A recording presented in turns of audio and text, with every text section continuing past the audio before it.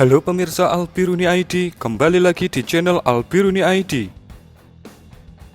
Bos Wagner Group, Yevgeny Prigozhin, menyamakan pasukan Ukraina dengan pasukan Uni Soviet dan NATO.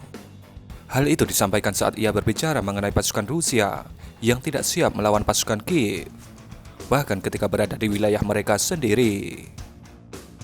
Menurut Prigozhin, pasukan Ukraina sangat terorganisir, sangat terlatih, dan memiliki intelijen di level tertinggi.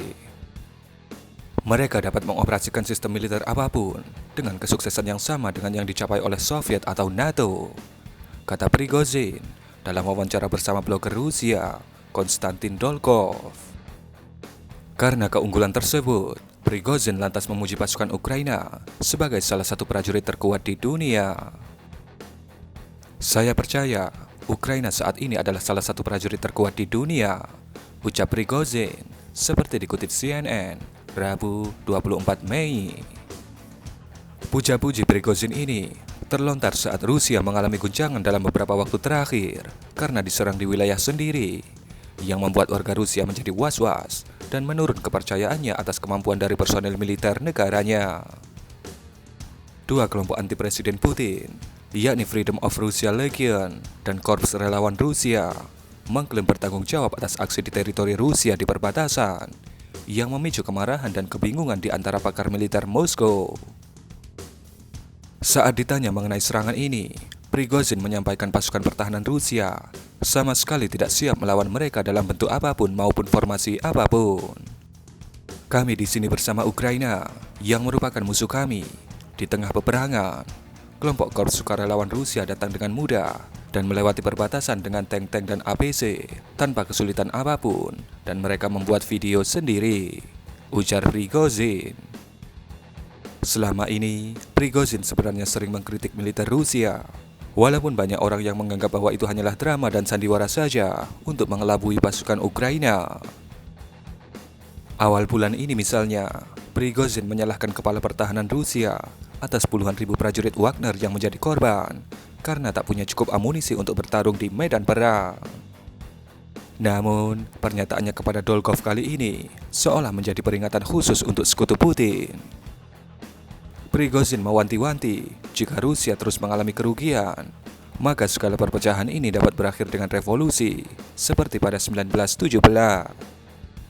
Ia lantas menggambarkan potensi situasi jika warga mulai murka karena melihat saudara mereka tewas di medan perang. Dalam artian, ada kemungkinan asosiasi keluarga tentara di Rusia akan melakukan perlawanan karena terus meningkatnya korban dari militer Rusia, di mana itu bisa memicu kemarahan massal di kalangan masyarakat Rusia.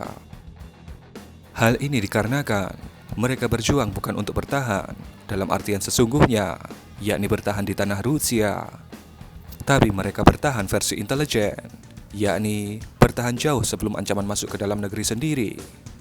Jika korban makin meningkat, situasi politik di dalam negeri Rusia juga akan meningkat. Dan beberapa pengamat mengatakan bahwa salah satu alasan Rusia menggunakan jasa Wagner adalah untuk meminimalisir gejolak di dalam negeri, karena kerabat mereka yang tak pernah kembali setelah dikirim ke luar negeri, yakni ke Ukraina. Pertama, para prajurit akan bangkit, dan setelah itu orang yang mereka cintai bangkit. Salah jika kita berpikir bahwa hanya ada ratusan dari mereka yang tewas, kata Prigozhin. Sudah ada puluhan ribu dari mereka yang terbunuh. Mungkin akan ada ratusan ribu. Kita tidak bisa menghindarinya, imbuhnya. Seiring dengan hal tersebut, Prigozhin pun kembali mendesak Rusia untuk meningkatkan kemampuan para prajurit dalam berperang demi bisa mengalahkan Ukraina. Dia bahkan menyerukan Putin untuk segera mengumumkan darurat militer dan gelombang mobilisasi baru. Sungguh ini di luar dugaan.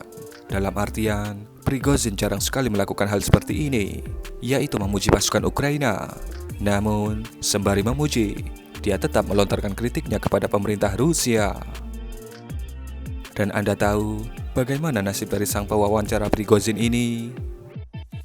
Sehari setelah Konstantin Dolgov mewawancarai Prigozhin dalam acara Telega Online, Dolgov kemudian dipecat. Dolgov bercerita bahwa keputusan produser acaranya diambil setelah mendapatkan panggilan dari atas. Ketika ditanya Newsweek, siapa itu yang di atas? Dia menjawab, tidak tahu dan tidak mau tahu. Telegra Online kemudian mengonfirmasi bahwa pemecatan itu tidak tiba-tiba, melainkan karena memang kontrak dari Konstantin Dolgov sudah habis dan telah berakhir. Dan kurang lebih seperti itulah berita terbaru dari Memang Prigozhin yang selalu membuat kehebohan. Bagaimana pendapat Anda mengenai berita ini? Berikan komentar Anda.